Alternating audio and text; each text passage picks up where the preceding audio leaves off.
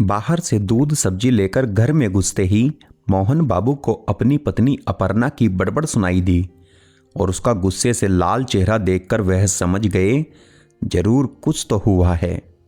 क्या हुआ? एक तो रात से लाइट नहीं आ रही, उस पर आपकी लाडली बहू ने मेरी बेटी और दामाद जी को सुबह सुबह नाश्ते के लिए मना कर दिया। क्या? मैं नहीं मानता, ऐसा नहीं हो सकता। साफ साफ बताओ पूरी बात। कल ही आस्था और दामाद जी आए हैं कुछ दिन मेरे साथ रहने। उन्होंने सुबह जैसे नाश्ते का पूछा तो जानते हैं नेहा ने उनसे क्या कहा? नाश्ता नहाने के बाद ही मिलेगा, और जबकि उसे भी मालूम है कि वहाँ उनके यहाँ सुबह 7 बजे तक नाश्ता कर लेते हैं। और जब मैंने नेहा से कहा ये घर मेरा और बेटी मेरी, तो तू कौन होती है ऐसा बोलने वाली? वह दोनों नहाए या ना नहाए, इससे नाश्ते का क्या संबंध? मतलब वह दोनों बिना नहाए नाश्ता कर सकते हैं, लेकिन मैं बिना नहाए रसोई घर में जा भी नहीं सकती। भूल गई मम्मी जी, शादी हुए मुझे 2 दिन भी नहीं हुए थे। अपने लिए बाटी क्या बनाने रसोई में चली गई तो आपने पूरा घर सर पर उठा लिया था। क्यों बताइए? मेरी घर बेटी आई है और इसने उसके सामने ही। अपर्णा, बोओगे पेड़ बबूल का तो आम की इच्छा करना, ये कैसे संभव है? अपर्णा ने हैरानी से मोहन बाबू की ओर देखा तो वह बोले, अपर्णा, यदि बेटी और बहू में अंतर करोगी तो यही सब होगा। तुम्हें बहू में बेटी नहीं दिखती तो वह तुम्हारे अंदर माँ देखे, ये तुम कैसे सोच सकती हो?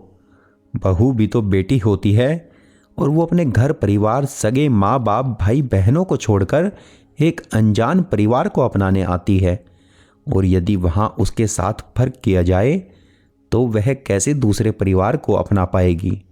अब सोचो, यदि हमारी आस्था के साथ उसके ससुराल वाले, खासकर उसकी सासू माँ तुम्हारी तरह फर्क करे तो तुम्हें कैसा लगेगा?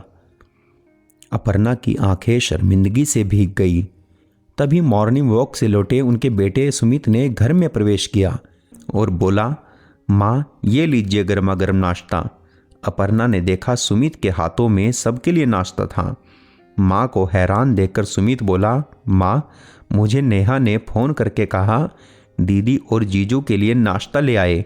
इतनी सर्दी है और वह आपके नियम अनुसार नहाए बिना रसोई घर में नहीं जा पाएगी क्योंकि लाइट रात से गई हुई है। अपर्णा ने मोहन बाबू की ओर देखा और वो तेजी से नेहा के कमरे की ओर बढ़ गई। कुछ ही देर में अपर्णा और नेहा सास बहू नहीं बल्कि माँ बेटे की भांति एक दूसरे से हंस बोल रही थी, क्योंकि देर सबेर अपर्णा को समझ आ गया था कि सम्मान पाने के लिए सम्मान देना भी जरूरी होता है। दोस्तों, कहानी पूरी सुनने के लिए धन्यवाद।